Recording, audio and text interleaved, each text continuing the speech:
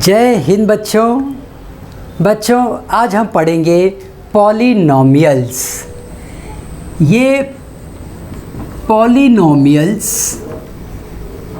आपका second chapter है 9th standard CBSE। ठीक है, CBSE board 9th standard and this is second chapter. बच्चों पॉलिनोमियल चैप्टर्स में इस तरह की इक्वेशन देखेंगे जिसमें x² + 5x + 7 = 0 या फिर x + 5 = 0, x³ + 3x + 8 = 0। इस तरह के अलग अलग इक्वेशंस होंगे। तो इसके कुछ टर्म्स को हम पहले समझ लेते हैं। मैंने एक शब्द यूज़ किया इक्वेशन। जहाँ भी इक्वल की साइन रहेगी, जहाँ भी इक्वल की साइन होगी उसे हम इक्वेशन कहते हैं। अब पॉलिनोमियल में हम किस तरह के इक्वेशन की बात करते हैं? मैथमेटिक्स में ये XY क्या कर रहा है, इस क्वेश्चन का देखो आंसर हमें मिलेगा जब हम अपने कुछ प्रीवियस क्वेश्चंस को थोड़ा याद करें कि तुमने कुछ ऐसे क्वेश्चन सॉल्व किए थे कि राधा की एज इतनी है, उसके डैडी की एज इतनी है और उनकी एज के बीच में कुछ रिलेशंस बताए जाते थे। और उस एक्सप्रेशन में जब किसी एक पर्सन की एज आपको नहीं पता होती थी तो उस एज को आप X मान लेते थे। ये हो जाती थी राधा की एज और उनके डैडी की एज, उनके फादर की एज उनके स्क्वायर से 5 ज़्यादा है। क्या कंडीशन दिया मैंने? 5 more than square of Radha's age. तो राधा की जो एज है जब हम उसका स्क्वायर करेंगे उसमें 5 प्लस करेंगे तो फादर की एज मिलेगी। इस बात को मैथमेटिकल लैंग्वेज में हम लिखेंगे x² + 5। ये तो मैंने तुम्हें एक एग्जाम्पल दिया। ऐसे बहुत सी सिचुएशंस आती हैं जहाँ किसी अननोन वैल्यू को x मान लिया जाएगा और फिर सिचुएशन के हिसाब से हम वहाँ पर स्क्वायर करेंगे, ऐड करेंगे, सब्ट्रैक्ट करेंगे, तमाम चीज़ें करेंगे और वहाँ से हमें जो इक्वेशन मिलेगा उसी इक्वेशन को हम पॉलिनोमियल इस नाम से पहचानेंगे। तो बच्चों इस चैप्टर में हम इसी पॉलिनोमियल्स के बारे में डिटेल में स्टडी करेंगे। तो पॉलिनोमियल में हम पहले इसके टर्म्स को समझ लेते हैं। अब अगर मान लो मैं कोई इक्वेशन लिख दूं 5x, इसमें हमारे पास सिर्फ एक टर्म है 5x। x जो अल्फ़ाबेट है उसे हम कहेंगे वेरिएबल। वेरिएबल का मतलब ये होता है कि उसकी वैल्यू वेरी हो सकती है, कुछ फिक्स नहीं है, क्या होगा हमें नहीं पता है, इसलिए उसे नाम दिया गया है वेरिएबल। और इसके बगल में जो ये नंबर है ये 5 है। जब हमने 5 कह दिया तो ये 5 है, ये फिक्स है, ये डेफिनिट है, ये हमें पता है, ये क्लियर है, यहाँ कोई अनसर्टेनिटी नहीं है, इसलिए वेरिएबल नहीं है। ये क्या है? ये एक कांस्टेंट है और ये कांस्टेंट जब वेरिएबल के बगल में हो तो इसी कांस्टेंट का नाम बन जाएगा कोएफिशिएंट। हम इसी को कहेंगे coefficient. Coefficient of x is this. ये था एक ऐसा एक्सप्रेशन जिसमें एक टर्म दिया गया 5x, ये अगर मैं यहाँ पे लिख दूँ 5x + 7, तो ये दो टर्म्स हो जाएंगे। एक बात अपने माइंड में एकदम क्लियर कर लो, मल्टीप्लिकेशन की साइन उसे अलग नहीं करेगी, मल्टीप्लिकेशन की साइन उसे एक रखती है। लेकिन जब हम प्लस या माइनस की साइन बीच में रख देंगे तब यहां से दो अलग अलग टर्म बन जाएंगे। मान लो कहीं लिखा जाए 5 + x, अब ये बन गया दो टर्म। लेकिन जब आप 5x लिखते हो, मतलब इनके बीच में मल्टीप्लिकेशन का रिलेशन है, तो ये एक सिंगल टर्म है। इतना ही नहीं, अगर मैं 5x, y, z जो भी नंबर्स लिखता चलूँ, जो भी अल्फ़ाबेट्स लिख दूँ, यहाँ सब मल्टीप्लिकेशन से रिलेटेड हैं, तो ये एक ही टर्म हुआ। जब इनके बीच में प्लस माइनस जैसे टर्म्स आ जाते हैं, तब प्लस माइनस जैसे नोटेशन अगर आ गए, तब ये दो टर्म या तीन टर्म ऐसा बनेंगे। तो ऐसे पॉलिनॉमियल्स जहाँ पर खाली एक टर्म हो, उसे हम मोनोमियल भी कहते हैं। क्या कहेंगे? मोनोमियल। मोनो का मतलब होता है वन, और मियल वर्ड यहाँ एक मैसेज दे रहा है कि टर्म, एक टर्म है, इसलिए मोनोमियल। इसे हम अपने संस्कृत भाषा में एक पदी कहेंगे। और अगर यहाँ पे दो टर्म हैं तो बाइनॉमियल कहेंगे। द्विपदी मतलब दो टर्म्स हों। अगर मैं 5x + y + z लिख दूं तो ये बनेगा ट्राइनॉमियल। क्या बनेगा? ट्राइनॉमियल। एक बात और तुम यहाँ पे ध्यान दो, मेरे ये एग्जाम्पल्स में, मतलब इसमें और यहाँ पर मैंने एक ही वेरिएबल यूज़ किया, लेकिन मैंने इस एग्जाम्पल में एक से ज़्यादा वेरिएबल यूज़ किया। तो ये बनेंगे polynomials in one variable. Polynomial in one variable, और ये हो गए पॉलिनॉमियल इन 3 वेरिएबल्स। तो यहाँ से एक बात एकदम क्लियर हो जाती है कि पॉलिनॉमियल्स एक वेरिएबल वाले भी हो सकते हैं, दो वेरिएबल वाले भी हो सकते हैं, और 3 या 4 जितना चाहे उतने वेरिएबल्स आप यूज़ कर सकते हो।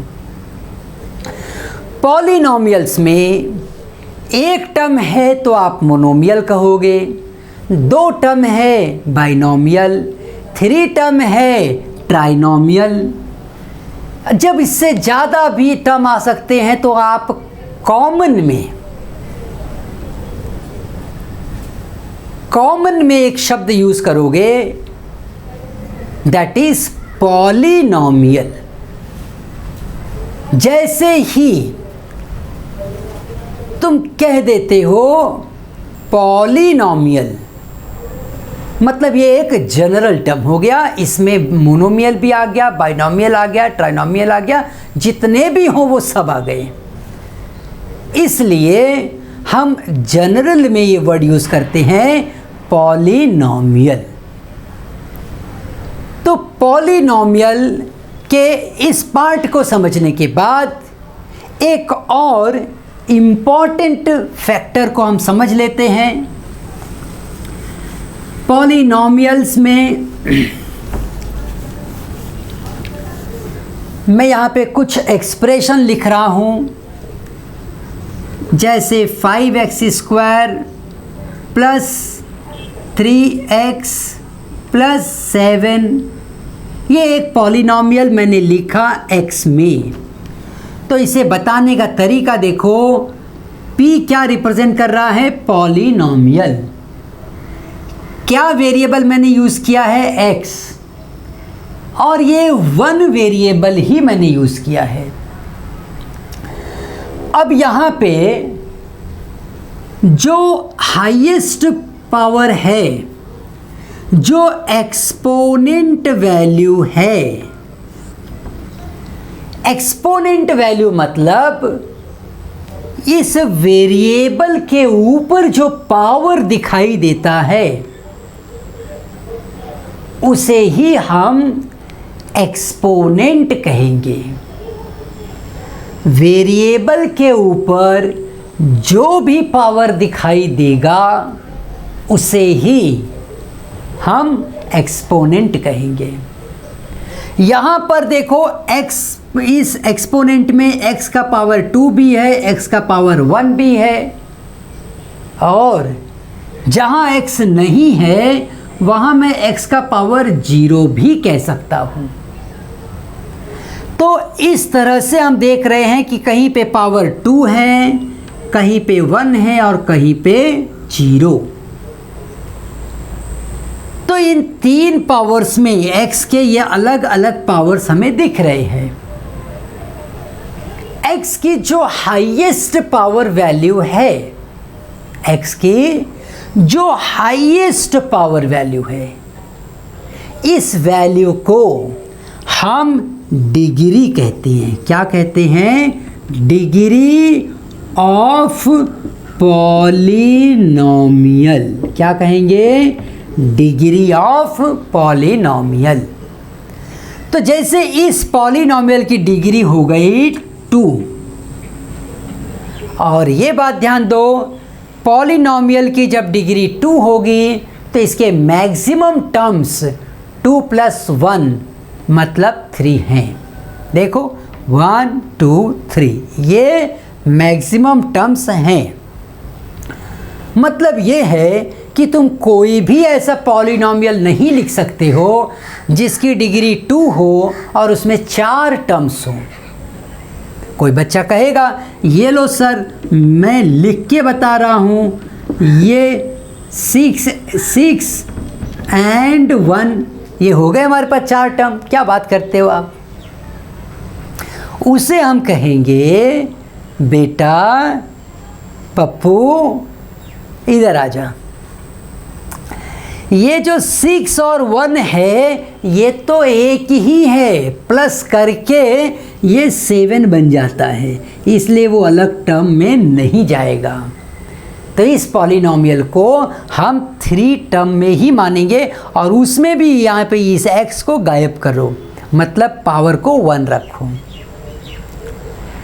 तो हम पॉलिनॉमियल की जो डिग्री होगी उसमें +1 करके जो मिलेगा उतने टर्म्स ही लिख सकते हैं।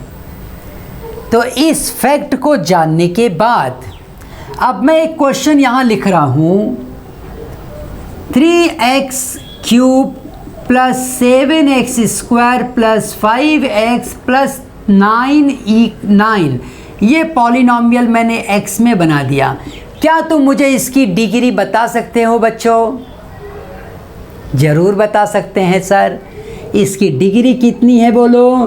डिग्री ऑफ पॉलिनॉमियल इज़ 3, क्योंकि हाईएस्ट पावर यहाँ पे क्या दिखा हमें? 3। अब हम पॉलिनॉमियल के बारे में हमने क्या पढ़ा है ज़रा उसे हम समराइज़ कर लेंगे।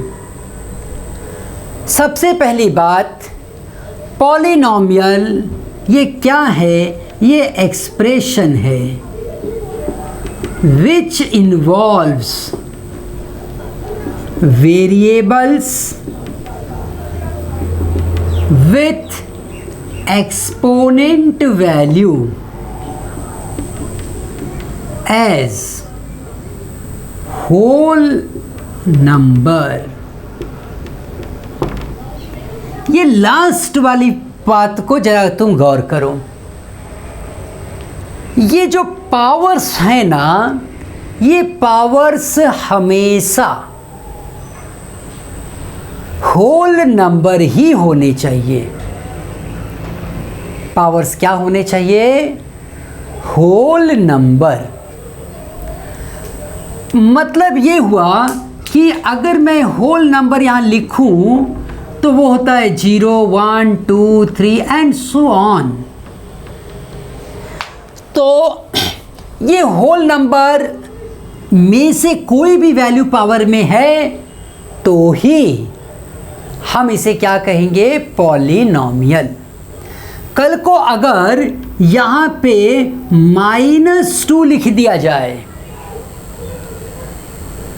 तो तुम पूछो एक सवाल, क्या ये -2 एक होल नंबर है? नहीं। अगर -2 एक होल नंबर नहीं है तो ये एक पॉलिनॉमियल भी नहीं है। कल को तुम्हें यहाँ पर अगर किसी ने लिख के दे दिया √x + 5 = 0, क्या ये एक पॉलिनॉमियल है? नहीं, क्योंकि x का जो पावर रूट लिखा गया है इसका मतलब है पावर है 1/2 और ये 1/2 एक होल नंबर नहीं है। होल नंबर 0, 1, 2, 3 होते हैं, ये एक होल नंबर नहीं है। तो इस तरह से ये बात तय हो जाती है कि पॉलिनॉमियल में वेरिएबल्स होंगे और उस वेरिएबल्स के पावर होंगे। वो पावर क्या होंगे? वो पावर हमेशा एक होल नंबर रहेंगे, एक होल नंबर ही रहेंगे। अब इस कोएफिशिएंट की बात करो, मैंने अगर इसे 2 लिखा तब जाके ये क्या बनेगा? पॉलिनॉमियल। मैं इस कोएफिशिएंट की बात करता हूँ। कोएफिशिएंट के लिए कोई कंडीशन नहीं है। √5 लिखोगे तब भी ये पॉलिनॉमियल है, √3 लिखोगे तब भी ये पॉलिनॉमियल है। तो कोएफिशिएंट वाले नंबर कुछ भी होंगे, -5 भी रहेगा, कोई प्रॉब्लम नहीं है। कंडीशन सिर्फ और सिर्फ इस वेरिएबल के पावर में दी गई है और भी बड़ी सिंपल सी कंडीशन है कि भाई ये जो पावर है, ये जो एक्सपोनेंट है, ये एक होल नंबर होना चाहिए। ये 0 होगा, 1 होगा, 2 होगा, चलेगा, होल नंबर है ना, बस। तो इस तरह से हमने पॉलिनॉमियल की एक डेफिनेशन यहाँ लिख ली बच्चों। Expression which involves variables with value with exponent value as what? Whole number. अब हम अपने एक्सरसाइज से चलो शुरू करते हैं। ये पहला question, which of the following expressions are polynomials in one variable, ऐसा हमसे पूछ रहा है कि ये जो उसने एक्सप्रेशन दिए हैं कौन सी एक्सप्रेशन हैं जो पॉलिनॉमियल कहोगे और किसे नहीं कहोगे। तो क्राइटेरिया हमारा एकदम पक्का है, जहाँ कहीं भी वेरिएबल्स के पावर होल नंबर हैं वो बनेगा पॉलिनॉमियल, जहाँ ऐसा नहीं है वो पॉलिनॉमियल नहीं। तो इस कंडीशन से अगर मैं पहले क्वेश्चन को देखूँ, यहाँ पे पहले इक्वेशन को 4x² माइनस 3x प्लस 7, तो ये जो एक्सप्रेशन है जिसमें x एक वेरिएबल है और इसके पावर देखो तो 2 है, फिर 1 है और फिर कुछ नहीं है, मतलब 0 है। याद रखो, पावर 0 का मतलब हो जाएगा कि वो वैल्यू होती है 1। तो 7 के बाद कुछ नहीं था तो मैंने 1 मान लिया और उस 1 की जगह पे x द पावर 0 लिख सकते हैं। तो इस हिसाब से मैं देखूं तो यहाँ पे जो वेरिएबल है, क्या है वो वेरिएबल है x। इसके पावर क्या है, 2 है। तो हम बोलेंगे it is a polynomial in 1 variable. खत्म बात। अब सेकेंड क्वेश्चन की तरफ आगे बढ़ेंगे। y² प्लस √2, यहां भी ये जो वेरिएबल है इसका पावर क्या है, 2 है। तो हम कहेंगे it is a polynomial in 1 variable. That's it. क्योंकि एक ही वेरिएबल है इसलिए हमने कह दिया पॉलिनोमियल इन 1 वेरिएबल। अब हम यहाँ से आगे बढ़ेंगे और थर्ड क्वेश्चन की तरफ चले जाते हैं। थर्ड क्वेश्चन में अगर तुम देखो तो इस पॉलिनोमियल में √t लिख दिया गया और जैसे ही इस एक्सप्रेशन में हमें √t मिला, मतलब इस वेरिएबल के पावर, इस वेरिएबल को हमने रूट में लिखा। रूट में लिखने का मतलब है कि ये एक होल नंबर नहीं है, इसलिए ये एक्सप्रेशन पॉलिनोमियल भी नहीं है। हम कहेंगे it is not a polynomial. अब हमें क्वेश्चन में कहा गया था कि आप उसको रीज़न आउट भी करो। अगर ये रीज़न हम नहीं लिखेंगे तो हमारे मार्क्स यहाँ पे कट जाएंगे। तो रीज़न हमें बताना है कि भाई यहाँ पे ऐसा मैं क्यों कह रहा हूँ कि ये पॉलिनोमियल नहीं है। हम कहेंगे power of t is 1/2 which is not a whole number। जब पावर होल नंबर ही नहीं है, क्या बोर्ड में दिख रहा है आपको? यस। जब पावर एक होल नंबर ही नहीं है तब ये कभी भी पॉलिनोमियल नहीं हो सकता। अब हम फोर्थ क्वेश्चन की तरफ आगे बढ़ेंगे और मैं इसे सॉल्व करूं तब तक तुम अपना माइंड सेट करो। बताओ मुझे ये पॉलिनोमियल है या नहीं है। इस एक्सप्रेशन को देखो, मैं लिखूंगा y जो डिनोमिनेटर में है उसका पावर मैं लिखूंगा -1, क्योंकि अपॉन में है ना, तो इसे लिखेंगे y द पावर -1। जब y का पावर 1 है वहां तक तो कोई प्रॉब्लम नहीं है,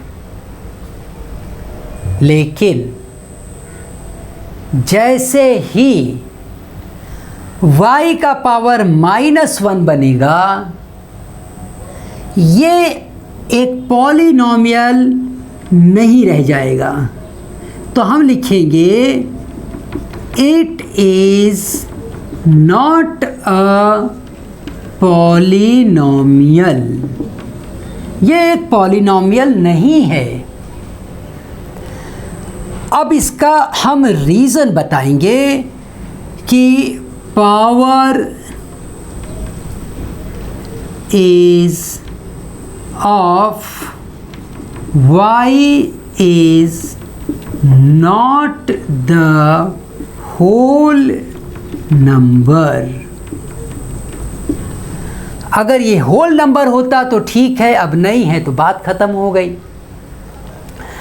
अब हम अपने 5th क्वेश्चन की तरफ आ जाते हैं। 5th क्वेश्चन को जरा हम ऑब्जर्व करें तो हमें क्या दिख रहा है। यहाँ पर कई वेरिएबल्स हैं, इनफैक्ट 3 वेरिएबल्स हैं। So no problem if it is having more than one variable, it is well and good। कोई प्रॉब्लम है ही नहीं। हम इसे कहेंगे, पावर को देखो, all the powers are simple whole number. जितने भी पावर्स हैं वो क्या हैं, they are the whole numbers. तो हम कहेंगे 5th क्वेश्चन के लिए कि भाई it is a polynomial in 3 variables. That's it, बस इतना बता दो। It is a polynomial in 3 variables, matter closed. तो होप बच्चों ये बातें आपको समझ आई हैं। तो फिर हम मिलेंगे अपने अगले वीडियो में। अगले क्वेश्चन को हम सॉल्व करेंगे। आओ हम एक साथ कहें, भारत माता की जय।